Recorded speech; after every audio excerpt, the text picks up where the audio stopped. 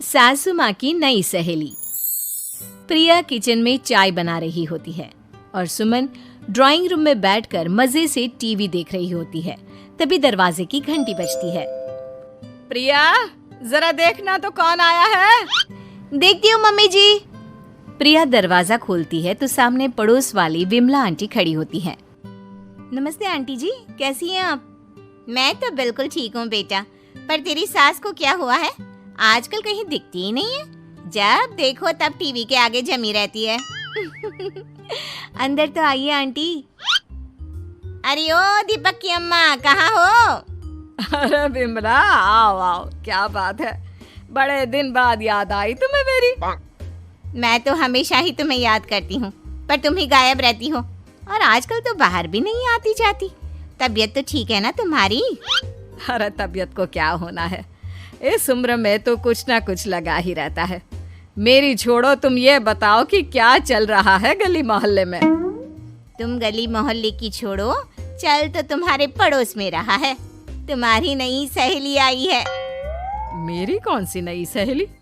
मैं तो यहाँ बस तुमसे बातचीत कर लेती हूँ या फिर बाजू वाली शर्मा की बहू से दो चार बातें कर लेती हूँ। इसीलिए तो कहा कि तेरी नई सहेली आई है। अब कोई पड़ोस में आया है तो बात तो होनी ही है। कम से कम इसी बहाने हमारा भी एक ग्रुप बन जाएगा। फिर सब मिलकर अपनी बहुओं की शिकायतें किया करेंगे। दोनों हंसने लगते हैं। तभी प्रिया चाय लेकर आती है और सामने टेबल पर रख देती है। दोनों चाय पीती हैं और बातें करते हैं। चलो मैं चलती हूँ, अब कल मिलते हैं। राम राम। अगले दिन प्रिया किचन में कुछ काम कर रही होती है और सुमन आराम से सोफे पर बैठकर मटर छिल रही होती है। तभी डोरबेल बजती है। प्रिया दरवाजा खोलती है तो सामने उनकी नई पड़ोसन खड़ी होती है। जी, आप कौन? मैंने पहचाना नहीं। नमस्ते बेटा, मैं शारदा, आपके बगल वाले घर में अभी 2-4 दिन पहले ही शिफ्ट हुए हैं। ओह अच्छा। नमस्ते आंटी, अंदर आइए ना आप। देखिए तो मम्मी जी, आज कौन आया है। इतना कहकर प्रिया किचन में चाय बनाने चली जाती है। नई पड़ोसन को घर पे देखकर सुमन थोड़ा हैरान हो जाती है। नमस्ते बहन जी, मैं शारदा, आपकी नई पड़ोसन। अच्छा, आप हैं हमारी नई पड़ोसन। आइए आइए, और बताइए कैसी हैं आप? जी बिल्कुल ठीक हूँ। वो दरअसल घर पर छोटी सी पूजा रखवाई थी, बस उसी का प्रसाद देने चली आई। सोचा इसी बहाने नए पड़ोसियों से भी मुलाकात हो जाएगी। ये तो बहुत अच्छा सोचा आपने।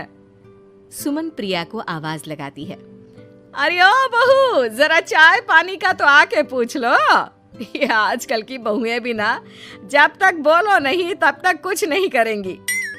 आई मम्मी जी। प्रिया चाय लेकर आती है। दोनों बैठकर चाय पीती हैं और खूब सारी बातें करती हैं। अच्छा बहन जी, अब मैं चलती हूँ, फिर मिलते हैं। अब तो आना जाना लगा ही रहेगा। शारदा के जाने के बाद प्रिया किचन से बाहर आती है। क्या बात है मम्मी जी, आप दोनों को देखकर तो लगा ही नहीं कि पहली बार मिल रही हो। आप दोनों तो बिल्कुल बिछड़ी हुई सहेलियों की तरह बातें कर रही थी। अरे जब दो औरतें मिल जाती है ना, तो बातें अपने आप ही निकल आती है। अब तू अपने काम पर ध्यान दे, बातों पे नहीं। ऐसे ही कुछ दिन बीत जाते हैं। अब सुमन और शारदा अच्छी सहेलियां बन गई होती हैं।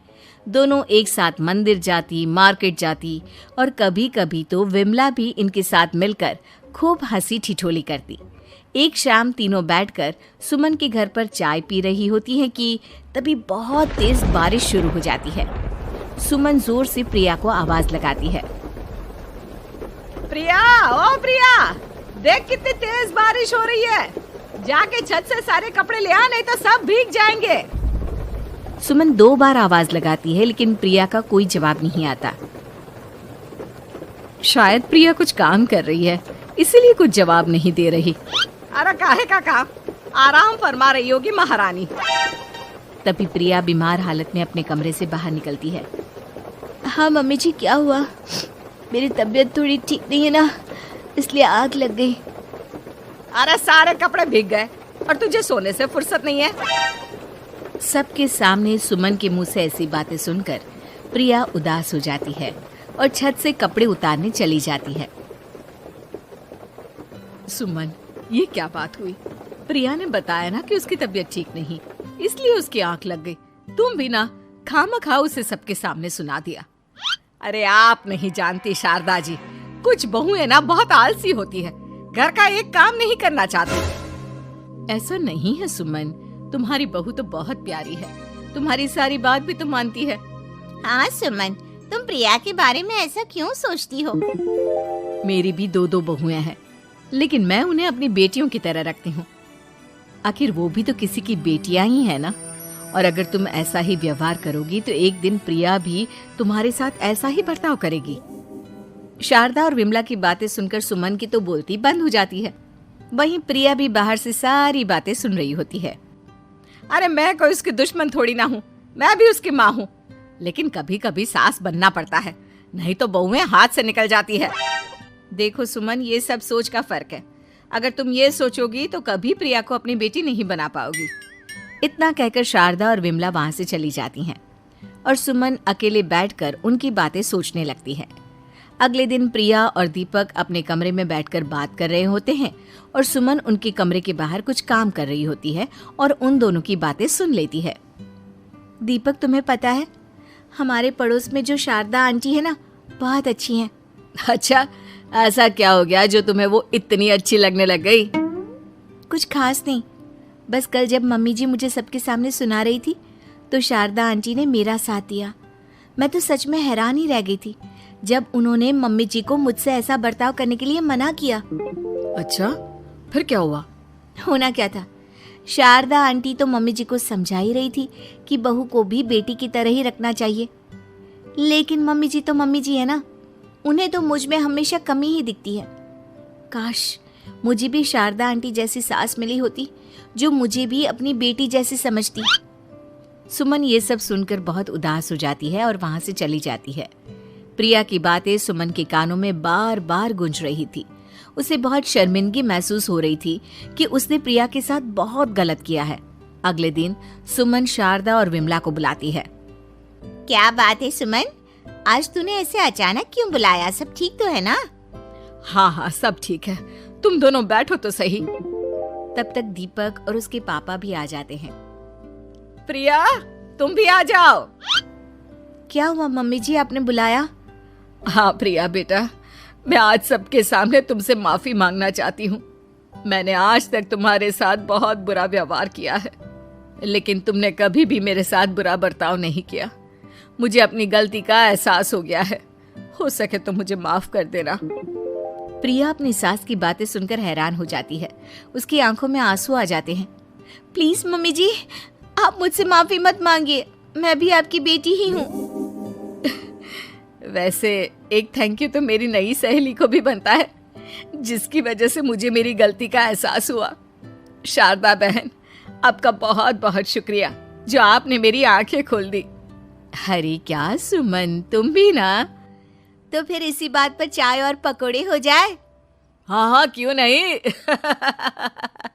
सासू माँ बदल गई।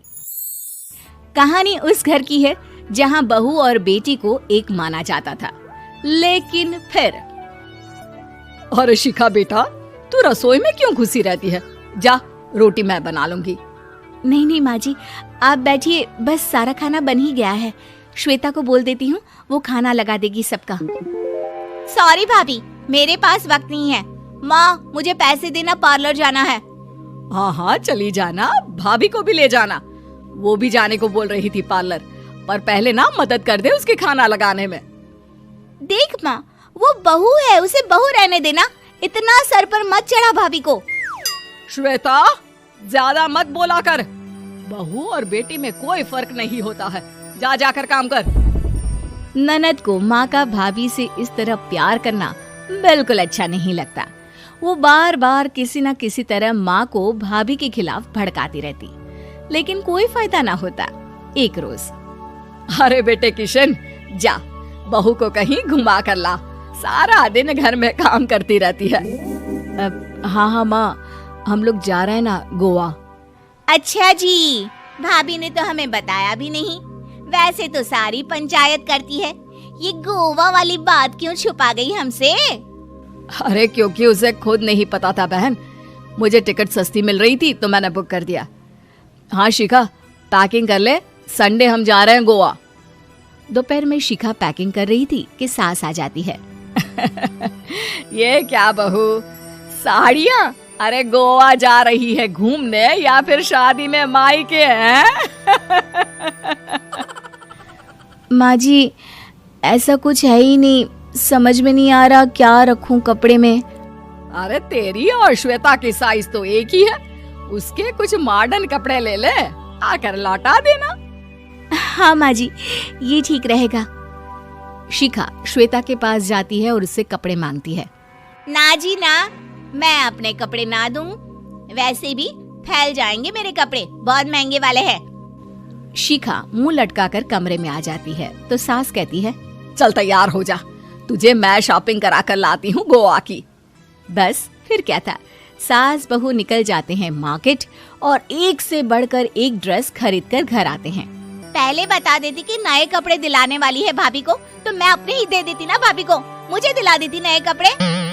देख श्वेता, परिवार का मतलब सबके साथ रहना होता है, ना कि सिर्फ अपना सोचना। वैसे भी तुझे अच्छे संस्कार सीखने चाहिए। और रही बात कपड़ों की, तो शिखा, आज से घर पर भी तू मॉडर्न कपड़े ही पहनेगी, कोई जरूरत नहीं है ये साड़ी वाड़ी लपेटने की। अब क्या था, घर पर श्वेता और शिखा एक जैसे रहते। एक बार पड़ोसन आती है। अरे बेटा, अपनी माँ को तो बुलाना जरा, बात करनी है। शिखा सास को बताती है और रसोई में चली जाती है। ये आपकी बेटी बहुत बड़ी हो गई है, इसके लिए एक रिश्ता है, कहो तो बता दूं। ये बेटी नहीं बहू है, घर में सब एक जैसा ही रहता है। वैसे मेरी बेटी भी बड़ी हो गई है, कोई रिश्ता हो तो जरूर बताना।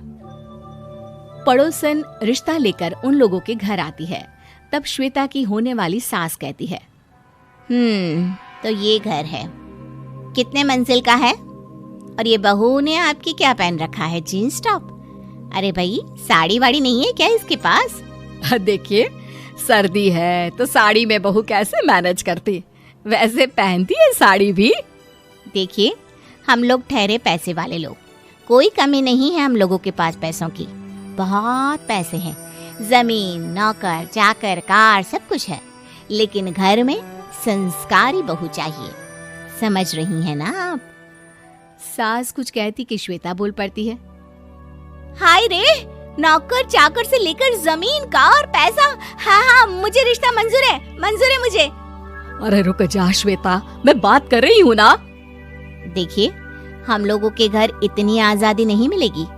अरे हाँ कर देना माँ, हाँ कर दे जल्दी से। सास क्या करती, बेटी की शादी ऐसे घर में कर देती है जहाँ ना उनके विचार मिलते हैं और ना ही आचार।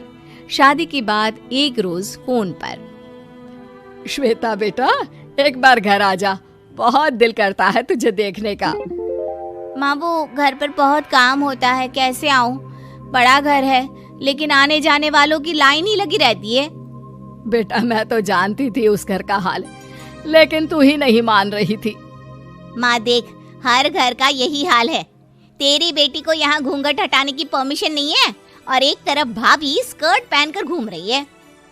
बेटा, मुझे क्या पता था कि मेरी बेटी को ससुराल के नाम पर पिंजरा मिल जाएगा। अच्छा माँ, फोन रखती हूँ, सास को गर्मा गर्म रोटी खिलानी है। तुम लोगों की तरह नहीं कि एक रोटी बनाओ, एक सब्जी बनाओ, फिर सारा दिन फ्री होकर घूमो। सास फोन तो रख देती है, लेकिन सोच में पड़ जाती है कि एक तरफ बेटी जिसे कोई आजादी नहीं, वहीं दूसरी तरफ बहू जिसे देखकर लगता ही नहीं कि उसकी शादी भी हुई है। अगले रोज, शिखा, अरे ओ शिखा। हाँ माँ, क्या हुआ, कुछ चाहिए आपको? मैं जिम जा रही थी। जिम के कपड़ों में बहू को देखकर सास को घूंघट में अपनी बेटी का ख्याल आता है। देख बहू, घर में बहू की तरह रहा कर, इतने टाइट कपड़े पहनकर जिम जाना पसंद नहीं मुझे। जा जाकर रोटी बना। रोटी? माँ, अभी तो शाम के 6 बजे हैं, इस वक्त रोटी? अब क्या मेरे खाने पीने पर भी पहरा है? अरे जब मर्जी तब मैं अपने घर में खा भी नहीं सकती क्या? बहू को अजीब लगता है। वो समझ नहीं पाती कि जो सास कल तक इतनी सपोर्टिव थी, उन्हें अचानक से क्या हो गया। वो किचन में जाती है। गरम रोटी के साथ 2 तरह की सब्जी, रायता, सलाद सब लेकर सास के पास आती है। माँ जी, खाना। इतना सारा खाना? राक्षस समझा है क्या मुझे? रोटी मांगी थी मैंने गर्मा गर्म बस। पर माँ जी, रोटी खाती किससे आप? सब्जी तो बनानी थी ना। अरे भूख मर गई मेरी तेरी बहस से। जा जाकर काम कर, अंदर पूरी रसोई साफ कर। बहू अंदर चली जाती है। थोड़ी देर में श्वेता घर आती है। अरे शिखा, जल्दी से चाय ला, पकवान बना, मेरी बेटी आई है। अरे नहीं नहीं माँ, ड्राइवर बाहर खड़ा है। मैं तो घर का कोई सामान खरीदने के बहाने यहाँ आ गई हूँ। मुझे जाना होगा। अरे बेटा, पर कितने दिनों बाद देख रही हूँ तुझे। रहने आ जाना 2-4 दिन के लिए। आ जाऊंगी माँ, जब मेरी सास मरेगी तब। मैं तो रोज मन्नत मानती हूँ कि मेरी सास मर जाए तो अच्छा है। अच्छा चल, जा रही हूँ माँ। हे भगवान, कैसे कैसे दिन देखने पड़ रहे हैं मेरी बेटी को। सास अंदर जाती है जहाँ श्वेता की जिम वाली सहेली का फोन आया होता है। क्या बात है, आज जिम नहीं आई? अरे पता नहीं यार, आज माँ को क्या हो गया अचानक। पर खैर कोई नहीं, लगता नहीं कि मैं अब जिम आ पाऊंगी। शिखा स्पीकर पर बात कर रही थी जिसे सास सुन रही थी। यार ये सास ना होती ही ऐसी है। मैं तो कहती हूँ बुढ़िया जल्दी मरे और तू आराम से जिए। शिखा को सहेली की बात पर गुस्सा आ जाता है। माँ के मरने की कौन सा बच्चा दुआ मांगता है मोहिनी? आगे से ऐसी बात मेरे सामने मत करना। हमारे घर की शोभा ही माँ है। क्या हुआ जो थोड़ी सख्ती दिखा रही है? उसमें भी कोई ना कोई उनकी भलाई ही होगी। मैं तो कहती हूँ भगवान मेरे जैसी सास सबको दे, जो सिर्फ माँ की तरह है। सास वाली तो कोई बात ही नहीं है उनमें। सास ये बात सुन रही थी। उनकी आंख में आंसू आ जाते हैं कि क्यों वो बेटी की किस्मत में बहू को भी भागीदार बना रही थी। शिखा, अरे ओ शिखा, क्या हो गया? जिम नहीं जाना क्या?